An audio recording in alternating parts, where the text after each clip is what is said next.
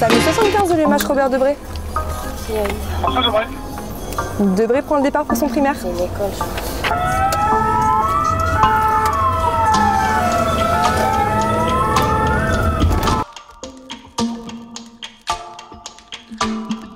Cliniquement, l'enfant était rose, bon contact, bon tonus, elle n'avait pas envie de nous voir, une bonne hémodynamique, 135 de cœur, 72 de PAM. Au SMUR pédiatrique de l'hôpital Robert Debré dans le 19e arrondissement de Paris, médecins, infirmiers et ambulanciers reviennent sur les interventions des dernières 24 heures. Pourquoi ont-ils été appelés? Quelles décisions ont été prises? Comment améliorer encore les soins? Les professionnels prennent le temps de décortiquer chaque cas, échangent et réfléchissent ensemble à ces questions. Ce qui m'a fait l'envoyer aux urgences quand même c'est juste la mère, elle a quand même parlé d'une pâleur et d'une cyanose des extrémités. Donc 5 SMUR pédiatriques se partagent le travail en Île-de-France. Ici, à Robert Debré, une douzaine de médecins, 12 infirmiers et 6 ambulanciers prennent en charge des patients qui vont de l'extrême prématurité jusqu'à 16 ans. Nous avons suivi Jessie, une infirmière qui nous a entraînés à sa suite pendant toute une journée de travail. Je m'appelle Jessie, je suis infirmière depuis 6 ans et j'exerce à Robert Debré au SMUR et en réanimation depuis 3 ans maintenant. Et je suis infirmière sapeur-pompier. Celui-là, c'est notre camion actif, donc celui qu'on utilise au quotidien. Les équipes sont amenées à faire 2 types de départs, un départ dit primaire et un départ dit secondaire. Donc la différence entre les deux est toute simple, c'est que les départs primaires sont faits vraiment dans un milieu qui est non hospitalier, donc à domicile, dans une crèche, dans une école, un collège, sur la voie publique, c'est vraiment divers et varié. Et les départs qu'on qualifie de secondaires sont les départs qui se font entre centres hospitaliers. Et c'est très varié, c'est-à-dire qu'il y a des journées où on va faire une brûlure à domicile, puis après un enfant qu'on doit chercher dans une maternité de niveau 2 mais qui nécessite d'être intubé, d'avoir un support donc ventilatoire plus lourd et d'être transposé vers une réanimation néonatale. En fait, c'est vraiment très varié.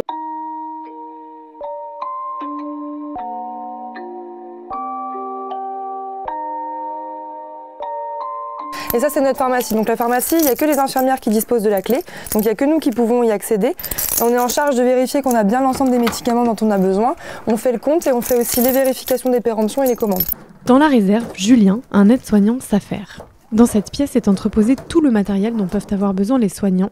Et c'est lui, justement, qui veille sur les stocks. On va avoir des kits qui sont préfaits en fonction des interventions qui sont déjà données. Donc notamment si tu pars sur un incendie, je vais pouvoir préparer des kits brûlés pour les équipes avec tout le matériel nécessaire dedans pour qu'ils puissent intervenir sur l'enfant le plus vite possible pour leur prise en charge. Ouais, ça te dérange pas. Ah cool, merci. C'est où? C'est au collège là-bas. Ouais, c'est déformé. Ok, c'est pas ouvert? Non. La prise en charge des enfants étant très spécifique, les professionnels ont besoin de se former tout le temps pour garder les bons réflexes. C'est aussi l'une des casquettes de Julien au SMUR. La simulation in situ au SMUR, donc qui consiste en fait à faire des scénarios avec des cas qui sont très précis où on doit travailler du coup pour être performant tous les jours. Et donc on est une petite équipe à monter des scénarios pour pouvoir faire travailler les équipes pour être le plus performant possible. Une petite fillette de 5 ans, des touristes turcs, à 21h50 elle se fait percuter par un taxi à 30 km/h, elle a été projetée avec un trauma crânien, trauma membre inférieur droit. À notre arrivée, elle n'était pas dans le VSAV, elle était dans un van. Le VSAV, le chef d'agré, il était blasé, il disait, on peut pas la toucher, elle hurlait, il y avait une grosse barrière de langue, les pompiers ne parlent pas anglais, il y avait une auscultation normale, elle circulait très bien. Ça, on ne sait jamais où on va vraiment intervenir, donc il faut s'adapter tout le temps. Parfois on a des domiciles très exigus, peu éclairés. Après c'est des situations parfois difficiles psychologiquement à vivre pour les professionnels. Donc voilà, il faut arriver à avoir un peu les épaules forcément pour encaisser. Il y a une vraie relation de confiance entre nous, on sait qu'on peut discuter, on sait aussi qu'on peut se contacter sur nos jours de repos si besoin entre nous pour dire bon voilà là ça me pèse un petit peu, l'intervention qu'on a fait la dernière fois est un petit peu difficile pour moi. Et il y a un vrai soutien psychologique au sein de l'équipe, ce qui est très important et ce qui fait la force de l'équipe aussi. Du coup on retrouve Céline qui est notre pédiatre du jour pour les 12 prochaines heures et Victor notre ambulancier. On va procéder à la vérification de nos sacs, de l'ensemble de notre matériel. Le trio s'assure qu'il dispose bien de tout le matériel nécessaire pour les 12 prochaines heures. Une vérification minutieuse, d'abord parce que la panoplie de matériel est vaste du fait de l'âge très varié des enfants qui sont pris en charge, et aussi parce qu'il n'est pas question de manquer de quoi que ce soit lors d'une intervention, puisque les professionnels sont amenés à se déplacer à domicile ou sur la voie publique.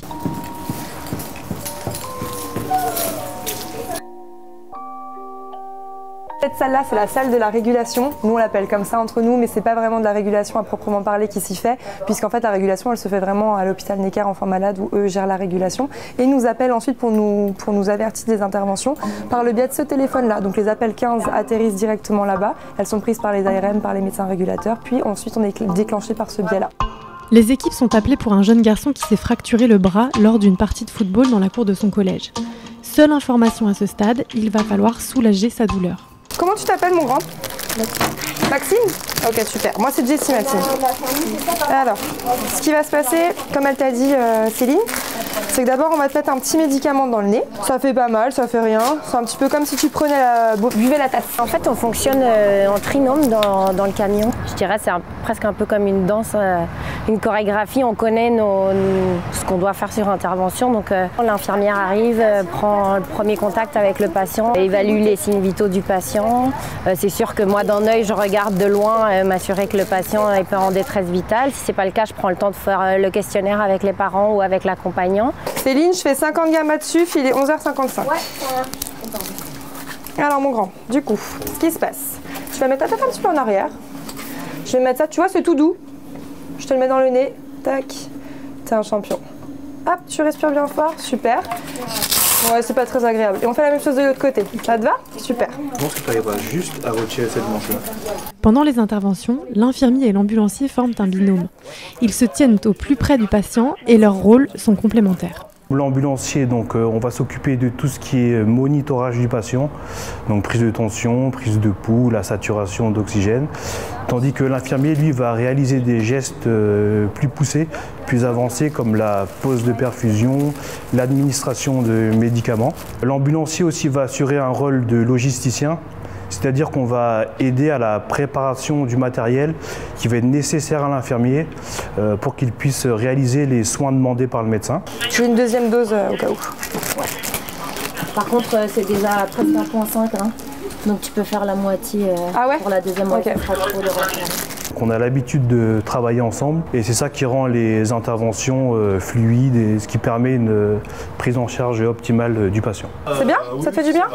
Est-ce que tu sens que ça agit un petit peu ou pas? Si là tu devais donner une note à la douleur, 0 t'as pas mal du tout et 10 c'est la pire douleur que tu jamais ressentie. Combien tu te donnerais? 9? Ok. Alors on va te mettre le petit masque qui est là. Quand on travaille en réanimation, on a tendance à ouvrir un tiroir et les yeux fermés, savoir bon là j'ai besoin de telle seringue, j'ai besoin de ci, j'ai besoin de ça. Et du coup c'est beaucoup plus rapide. Donc quand on est amené à évoluer comme ça dans un milieu qui change constamment, ça demande une certaine capacité d'adaptation et une gestion du stress, d'autant plus qu'on est seule infirmière sur intervention. Tu vas respirer tranquillement, tu prends de grandes inspirations, aspirations, et tu vas voir, ça risque de te faire un petit peu rigoler, que ça va t'endormir un petit peu, c'est normal, ok? C'est l'objectif. L'objectif, c'est que ça te détend bien et que tu n'aies plus mal. Ok mon grand? Le jour de notre reportage, les soignants ont été appelés pour ce jeune garçon. Une intervention simple pour les équipes qui ont parfois affaire à des situations beaucoup plus complexes. Par exemple, le SMUR pédiatrique de Robert Debré est le seul SMUR pédiatrique en France à faire de la circulation extracorporelle une prise en charge extrêmement lourde et technique qui arrive rarement, mais qui peut mobiliser les soignants pendant une journée entière. Donc c'est des enfants qui présentent des détresses respiratoires ou hémodynamiques très sévères que l'on canule en ECMO pour un soutien dans ce sens. On le fait donc en équipe avec le chirurgien de trousseau qui lui pose la machine et canule l'enfant.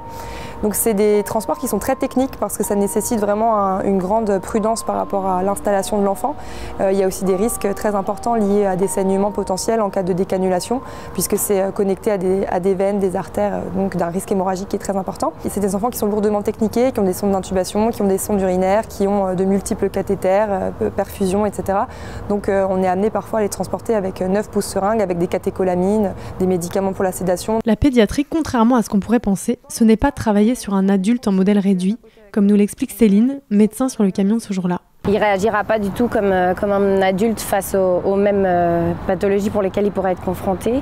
Donc c'est des connaissances spécifiques vraiment sur la pathophysiologie et sur les traitements et les prises en charge de ces enfants. C'est une première chose. Ça va toujours? Comment tu te sens? T'as pas la tête qui tourne? Et la douleur, ça va un petit peu mieux? Tout à l'heure tu disais 9, tu dis combien maintenant? 1? Ah, c'est mieux. C'est du matériel spécifique. Hein. On prend en charge des 24 semaines prématurées qui pèsent 500 grammes jusqu'à des ados de 16 ans qui peuvent passer 100 kilos. Donc vous imaginez bien que le matériel, la batterie de matériel qu'on doit avoir à l'intérieur de notre camion n'est pas du tout la même qu'un SMUR adulte. Je respire un grand coup.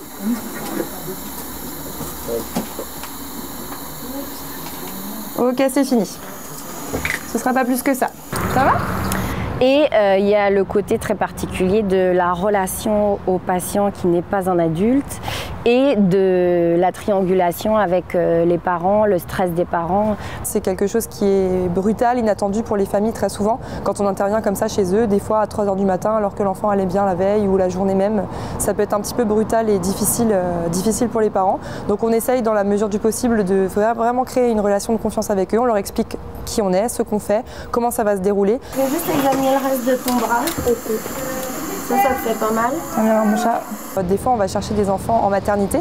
Donc les mamans viennent d'accoucher, donc c'est quand même une séparation qui est très précoce et qui peut être très difficile à vivre pour les jeunes parents.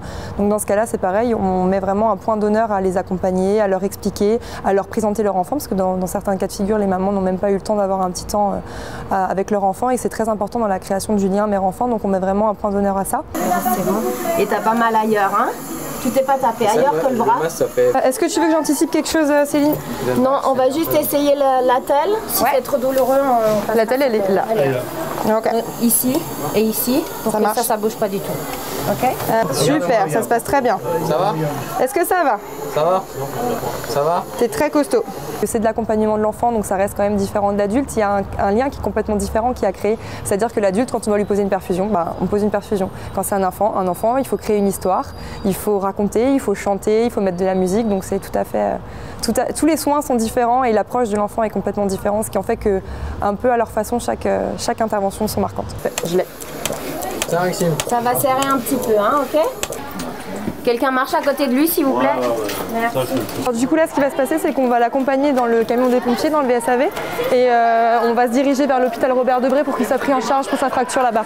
C'est un service dans lequel on apprend énormément parce que même au-delà du temps de camion, qui est bien entendu le plus fort de notre activité, on a aussi un temps bureau, entre guillemets, où on travaille constamment sur l'amélioration des protocoles, sur la présentation à des congrès, sur le travail de simulation, sur des exercices qu'on pourrait faire entre nous pour évoluer.